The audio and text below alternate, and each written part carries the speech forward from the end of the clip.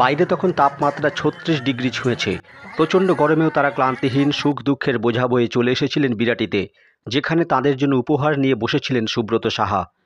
দৃষ্টিহীনদের সহায়তা করার লক্ষ্যে তাঁর প্রতিষ্ঠিত ওম নারায়ণ হেল্প ফাউন্ডেশন আন্তরিকতার সাথে সেই উপহার তুলে দিলেন বিভিন্ন বয়সী দৃষ্টিহীন প্রতিবন্ধীদের হাতে।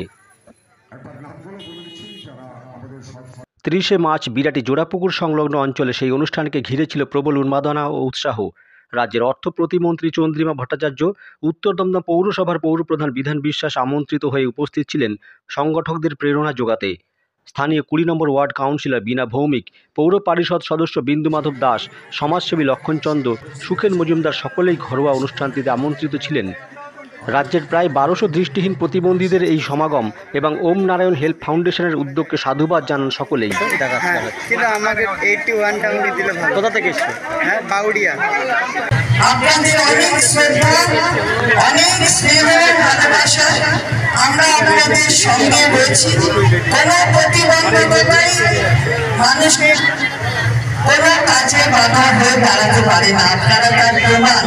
আমাকে বলছিল যে আপনারা তো বহু কাজে লিপ্ত আছেন, পড়াশোনায়ও এগিয়ে যাচ্ছেন, কেউ গ্র্যাজুয়েট হয়েছেন, কেউ MA পাস করেছেন। আমাদের আগামী দিন আরো আপনাদের সাথে থাকার অঙ্গীকারকে আরো বেশি ভালোভাবে শক্তিশালী করতে হবে, অঙ্গীকারকেই শক্তিশালী করতে হবে। যারা আজকে এসেছেন তারা বিভিন্ন জায়গা থেকে এসেছেন, অনেকটা পথ অতিক্রম করে এসেছেন। আমি ধন্যবাদ জানাচ্ছি ৩ নম্বর ওয়ার্ডের উদ্যোক্তাদের এবং ওম নারায়ণ হেল্প ফাউন্ডেশনকে। আসলে এই ধরনের যে কাজ এবং আমি শুনলাম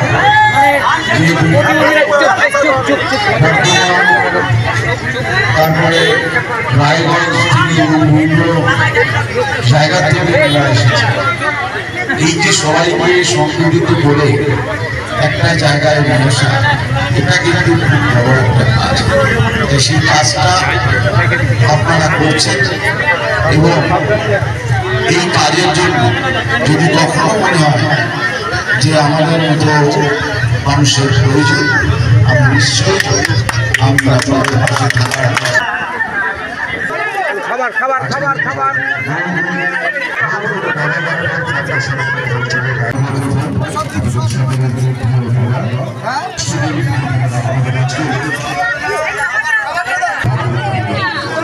এদিন অন্যান্যদের মধ্যে উপস্থিত ছিলেন বিশিষ্ট বিবেকানন্দ গবেষক শ্রী আনন্দ, সাহিত্য ব্যক্তিত্ব সুখেন মণ্ডল, সাংবাদিক শঙ্কর চট্টোপাধ্যায়, সমাজসেবী চিরদীপ নন্দী, নৃত্যশিল্পী রঞ্জন কুমার দাস, আইনজীবী সায়নী দাস সহ অন্যান্য বিশিষ্ট ব্যক্তিবর্গ।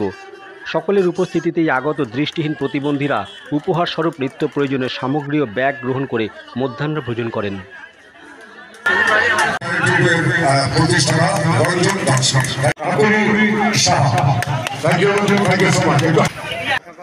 সংস্থার প্রতিষ্ঠাতা সম্পাদক সুব্রত সাহা, সভাপতি গোরা বসাক, সদস্যা কাকলি সাহা জানান, দৃষ্টিহীনদের মানোন্নয়নের লক্ষ্যে তাঁদের প্রয়াস জারি থাকবে এবং শিক্ষার উন্নতিকল্পে তারা বিশেষ উদ্যোগ নেবেন।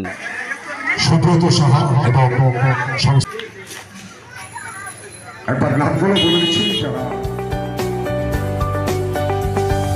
PM Star 24 পিন্টু মাইতির রিপোর্ট, বিরাটি।